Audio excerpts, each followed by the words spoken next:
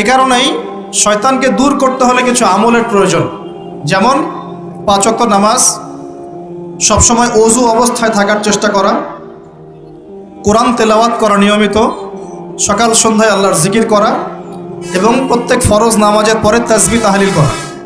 কমপক্ষে সকাল সন্ধ্যায় 3 বার করে সূরা ইখলাস পড়া, কুল হুয়াল্লাহু আহাদ এটা পড়া। সকাল সন্ধ্যায় 3 বার করে সূরা ফালাক পড়া, কুল আউযু বিরাব্বিল ফালাক এটা পড়া। অথবা সকাল সন্ধ্যায় 3 বার করে সূরা নাস পড়া, কুল আউযু বিরাব্বিন নাস এটা পড়া। সকাল সন্ধ্যায় কমপক্ষে 2 বার আয়াতুল কুরসি তেলাওয়াত করা। রাতের বেলা সম্ভব হলে সূরা মুলক তেলাওয়াত করা, অথবা সূরা বাকারার শেষের 3টা আয়াত তেলাওয়াত করা। এগুলো যে ব্যক্তি নিয়মিত তেলাওয়াত করে, চর্চা করে, সে শয়তানের ওয়াসওয়াসা থেকে দূরে থাকবে ইনশাআল্লাহ। আর শয়তানের ওয়াসওয়াসা অনেকভাবে হতে পারে। মানসিক কোনো কোনো ক্ষেত্রে চোখের বদনজরও লাগতে পারে। চোখের বদনজর কিন্তু সত্য, যদিও বা বর্তমান বিজ্ঞান এগুলোকে স্বীকার করে না।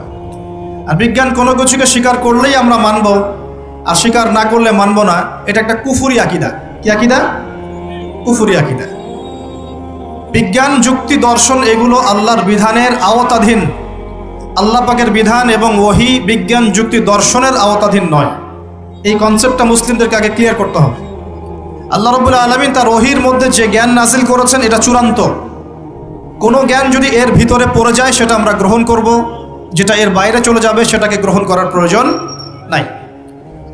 দুর্ভাগ্যজনক হচ্ছে পশ্চিমারা সর্বপ্রথম নষ্ট করে দিয়েছে মুসলিম কমিউনিটিগুলোর পলিটিক্যাল সিস্টেম। দ্বিতীয়ত ধ্বংস করেছে মুসলিম জাতিগুলোর সামাজিক ব্যবস্থা। তৃতীয়ত ধ্বংস করেছে মুসলিমদের কালচার, সংস্কৃতি। চতুর্থ ধ্বংস করেছে মুসলিমদের অর্থনীতি। আর এখন ধ্বংস করতে চাচ্ছে মুসলিমদের শিক্ষানীতি।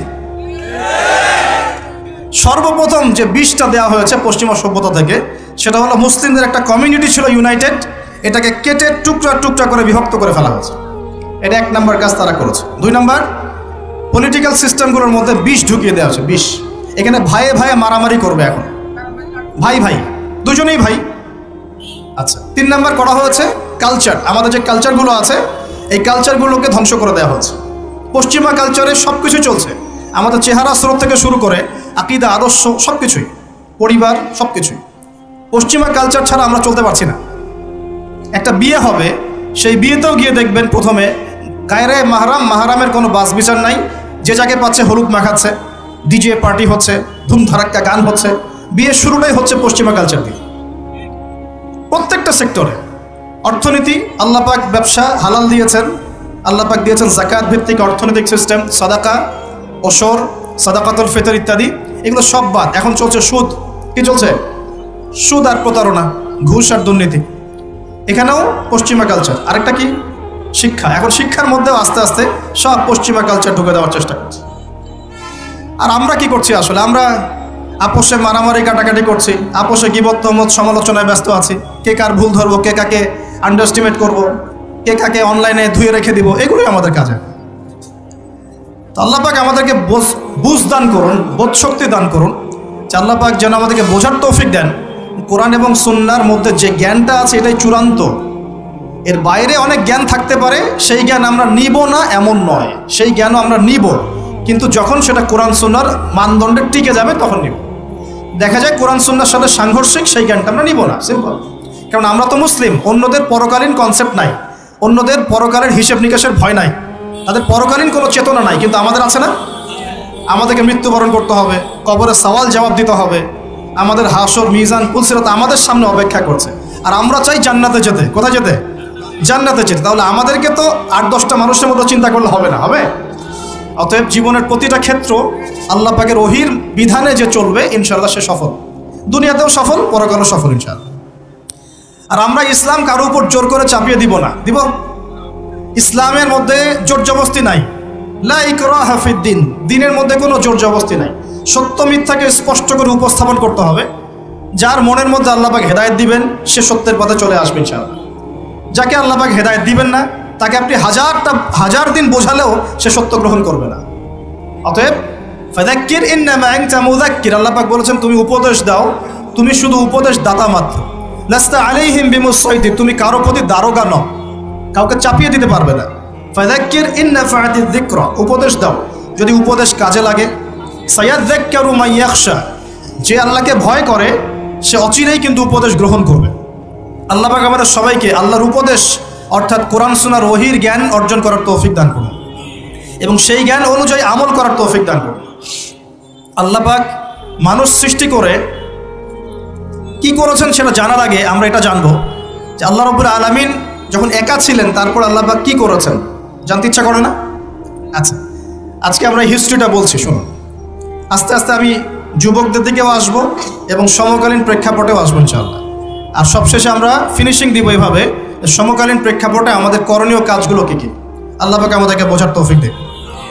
আল্লাহ পাক একা ছিলেন, তারপর আল্লাহ সৃষ্টি করেছেন আরশে আজিম। এই জায়গাটা একটু ফাঁকা করো প্লিজ। আল্লাহ পাক সৃষ্টি করেছেন কি? আরশে আজিম। আরশ কি জিনিস?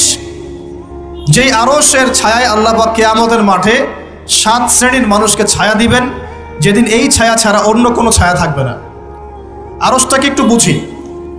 একটা হাদিসের মধ্যে নবী সাল্লাল্লাহু আলাইহি ওয়াসাল্লাম বলেছেন, নবীর নাম শুনলেই দরুদ পড়বেন, বলবেন সাল্লাল্লাহু আলাইহি ওয়াসাল্লাম।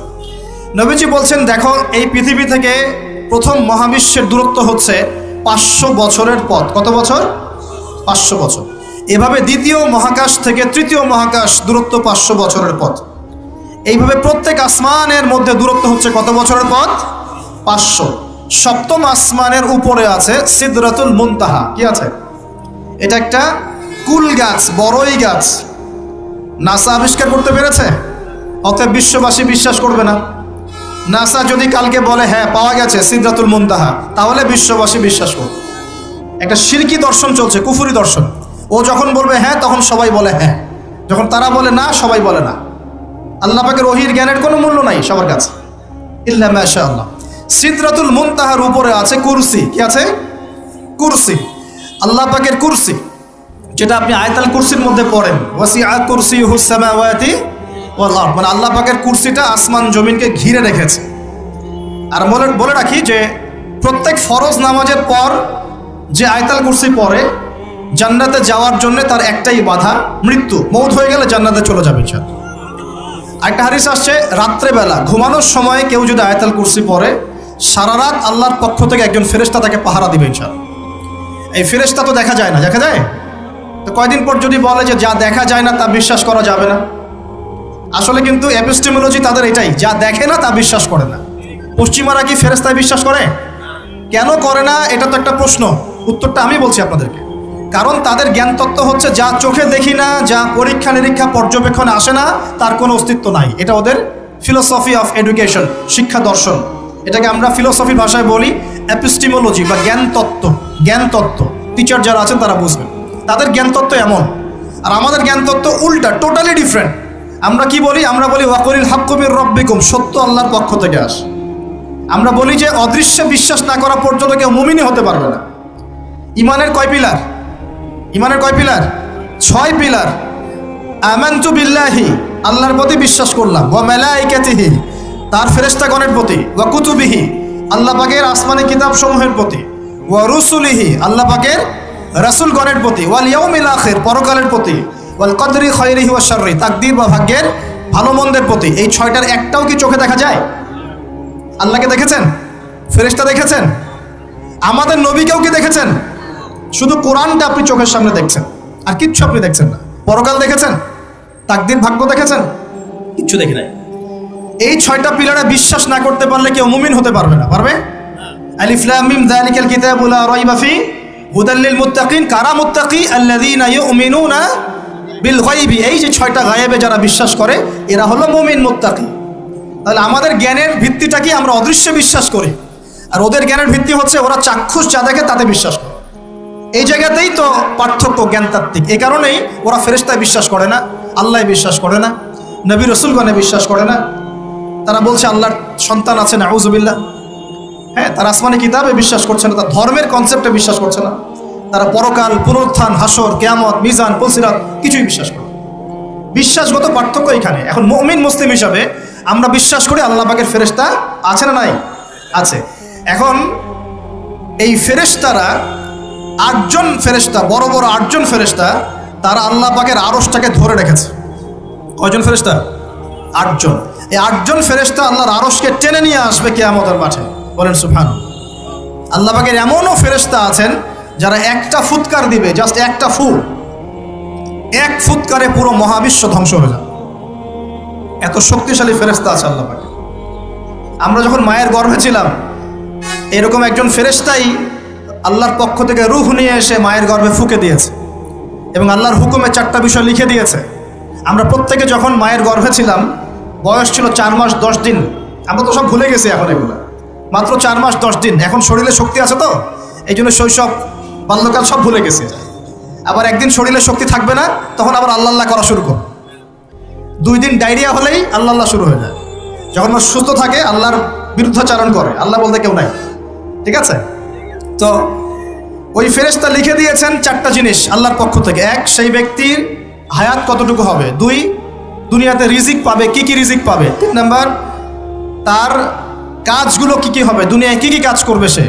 আর 4 নাম্বার, তার সৌভাগ্য, সে সৌভাগ্যবান হবে না দুর্ভাগ্যবান হবে, মানে জান্নাতি হবে না জাহান্নামী হবে। এটা লিখে দেওয়া হয়ে গেছে। এখন এরকম 8 জন বড় বড় ফেরেশতা আল্লাহর আরশটাকে ধরে রেখেছেন। আর আমরা বলছি কুরসির কথা। এই কুরসি আসমান জমিনকে ঘিরে আছে। আর আয়াতুল কুরসি যে ব্যক্তি তেলাওয়াত করবে, ইনশাআল্লাহ তাআলা আল্লাহর পক্ষ থেকে একজন ফেরেশতা তাকে সারা রাত পাহারা দিবে ইনশাআল্লাহ। এই কুরসির উপরে কি আছে? এই কুরসির উপরে আছে মহাসাগর। কি আছে? অ্যামেজিং না? কখনো শুনেছেন? কুরসির উপরে আছে মহাসাগর। কানা আরশুহু আলাল মা। আল্লাহ পাক সূরা হুদের মধ্যে বলেছেন আল্লাহর আরশটা ছিল পানির উপরে। কিসের উপরে?